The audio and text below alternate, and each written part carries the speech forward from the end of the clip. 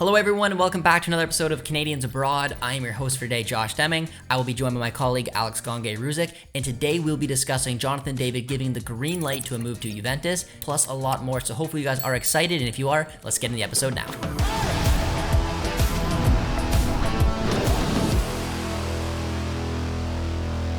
All right, Alex, once again, we are starting things off with Jonathan David because it's transfer season and rumors just will not stop. As journalist Nicola Bellice tweeted out that Jonathan David is a concrete idea to replace Vlahovic, the Canadian is ready to say yes to Juventus, and he's already begun to find out everything about the environment of the Black and White project. And an added bonus is that the Lille-Juventus relationship is excellent, and an agreement would not be difficult to figure out. So, Alex, what do you take of that? Do you like the idea? I know we've mentioned Juventus before, but surely this move or a move has to happen for Jonathan David this summer.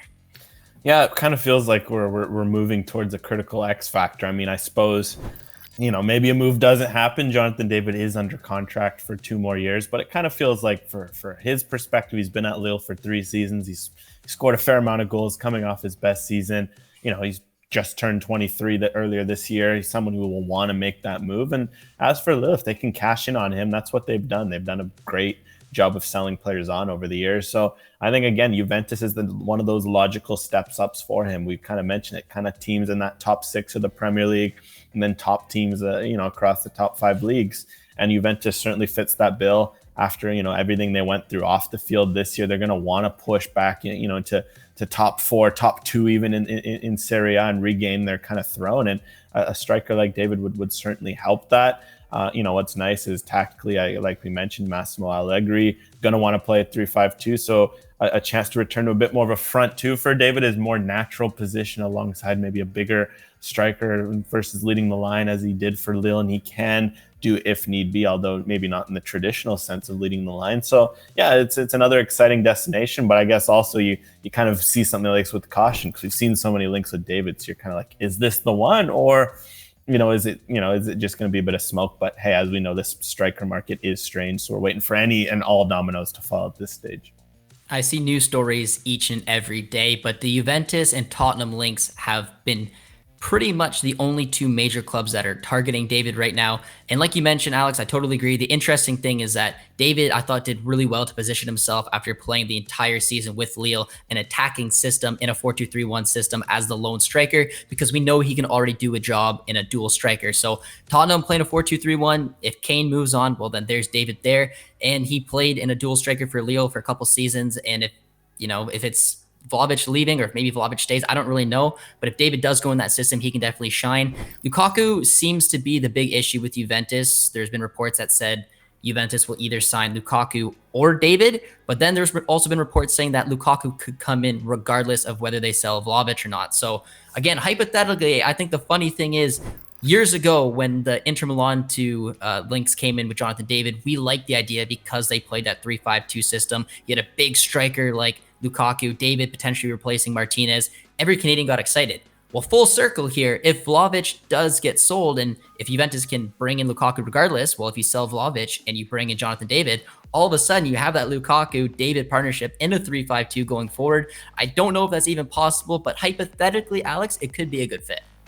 Yeah, it's funny how football works. It's a bit of a full circle sometimes. So yeah, it would be cool. Again, like we've said with David, he's a unique profile, and maybe that's kind of also why teams are waiting, because he's someone where he brings a bit of something different as a number 9, a bit of a different mix. And I think, as we see, his best position is always kind of withdrawn. Like anytime you can get him between lines, he's like a second striker, a quasi 10-9. Where he likes to score, of course, don't get me wrong, and he can score with both feet, but he also likes to get involved with the build-up, likes to get high percentage of pass actions, be involved in the XG build-up, all that good stuff. The best way to do that as a striker is usually a second striker. But as we know, the second striker role isn't always as prevalent across Europe, let's say, as it used to be. Teams love their 4-2-3-1s, their 4-3-3s, depressed, etc. But also the 3-5-2 is a good mix between, you kind of get the pressing and the organization of a 4, but you also get that chance to play 2 up front. So yeah, as soon as you see that opportunity to play 2, that will fit David. Be if it's Lukaku up front, heck, if Vlahovic somehow stays, I think their profiles could match, because Vlahovic does like to run the channels a lot for a big man, but also lead the line, and David could play underneath him. So yeah, Juventus is something where tactically, no doubt it's a fit. So it's a matter of, okay, can they hammer out an agreement? Can they get all these moving pieces? Especially the one thing that with Juventus that does bring me a bit of caution is the financial situation. And this is something where David is going to be likely a 50, 60 plus million transfer based on Lille's demand. So my bigger question is, can they afford that? And I guess if they do sell Vlahovic, because it sounds like he'll attract a similar fee, maybe that's their plan to kind of bring one out, bring one in kind of. Yeah, and honestly, Chelsea are looking to dump Lukaku, so it could be a loan. If I'm just saying, like, if Vlahovic leaves, use that money for David, and then a loan deal for Lukaku. I don't know, but regardless, I do think that Tottenham could also be a fit. Like I said, he spent all season playing a 4-2-3-1 system. I think that he could replace Kane. I think that Tottenham would easily have the money because, Premier League club, a lot of money in England, and the fact that they would sell Harry Kane for an absurd amount of money could probably mean that a player like Jonathan David could come in. But Alex, just quickly before we move on, what are the odds that if the dominoes don't fall in the correct position, that David maybe ends up at Lille for another season? Because I wasn't against the idea of him staying at Lille last season. And I mean, hey, he scored 24 goals and he proved to a lot of different clubs out there that I can play a dual striker, I can play a lone striker. I'm worth investing in. But I feel like if he gets stuck at Lille for another season, it's not great for his career right now. Yeah, I think it's something where it feels like he's just kind of hit his peak at Lille. I think the one thing is, if it happens, it's not the worst thing in the world. Like, he could do a lot worse than being stuck at a European club in a top 5 league. Like, Lille's are in the Conference League qualifiers. They're not in a bad position. But for me, it's just he's proven it so much with them. Like, he won that league title in year 1.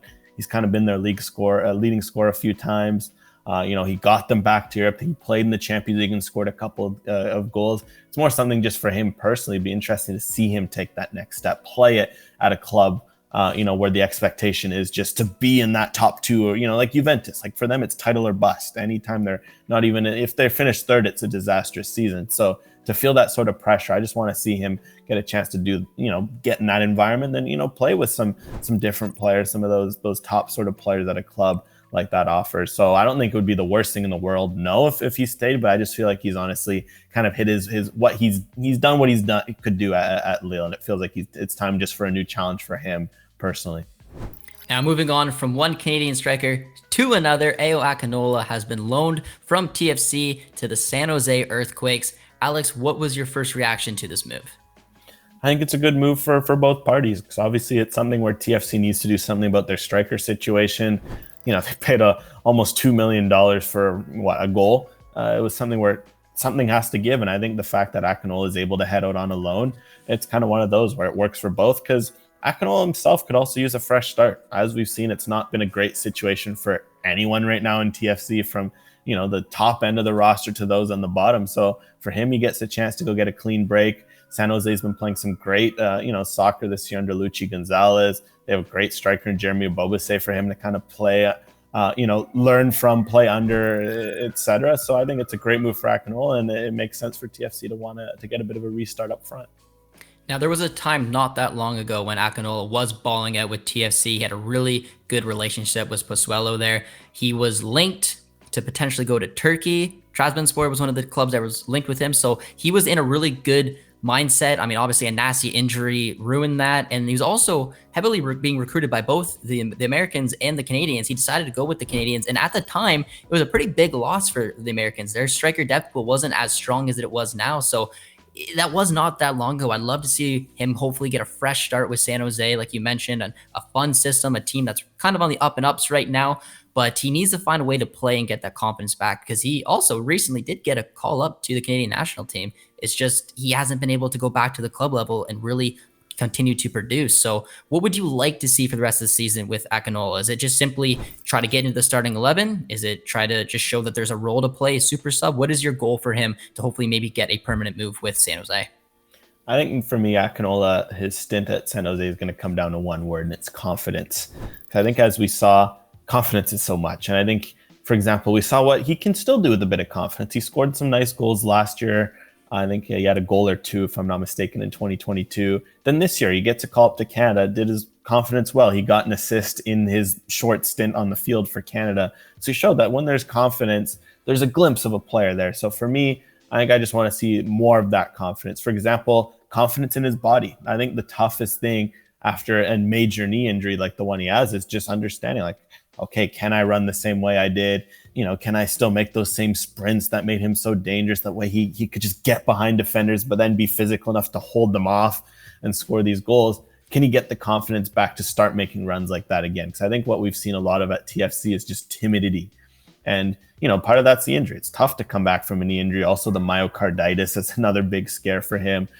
So I understand it completely. So I just want to see that confidence in himself, that confidence that his body will be able to hold up after all these injuries. And then from there, as we know for a striker, if you can get that confidence in yourself and maybe get a goal or two, see if you can just, get that sort of form back. So for me, even before talking about form, I just want to see confidence, because when he burst on the scene, the big reason why he kind of caught eyes was just the brashness he went about it. Like, remember that hat trick against Montreal at MLS's back? It wasn't the hat trick. It was the way he got the hat trick. He got 3 goals, and it was like he was the guy the way he got those goals. Or that goal he scored against New England 2020, bodies the defender, scores, and it was confidence. I want to see some of that brashness back, because he's been very timid. And I think for a striker like him, that's not necessarily his style, and hopefully he can get that back in San Jose.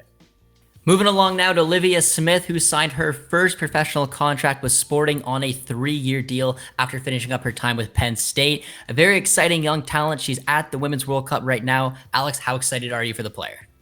Yeah, it's always exciting to see someone take their first steps as a professional. And Olivia Smith has been a talent for a while now. I mean, remember bursting onto the scene as a 15-year-old, and you're just excited by the potential. And then, she didn't maybe get the opportunity since, but she's been hustling, grinding, getting her craft. She went to Penn State, had 1 year there, and is, pushed to even get in this Canada squad out of, nowhere. So I'm excited to see what she can do now with this professional opportunity. I think, as we see, sometimes these sorts of opportunities can be huge because they'll be tough, no doubt, but you can really vault on as a player, and especially a club like Sporting. Yes, it might not be, an England or France, one of the top leagues, but sometimes it's smart as a young player. Maybe go to a growing league, like Portuguese league is growing rapidly. We saw how well Benfica did in the Champions League last year, where they're holding their own, and, start there and push their way up. So I'm excited to see if Smith can do that. Yeah, I really like the move for Smith, because if you look at Chloe Lacasse, who used Portugal as an opportunity to grow her game, she dominated that level. She got back with the Canadian women's national team, and now she got a massive move to Arsenal. Smith is just 18. She has a big ceiling on this young player. She can use this league to grow, to get comfortable, hopefully produce, score goals, and then she can look to get that move to potentially a France, Germany, England. So I think it's a perfect fit for her. And Alex, for a young player, you don't want to set too high of goals. You want to give her an opportunity to settle in, but what would a good season for her look like in Portugal?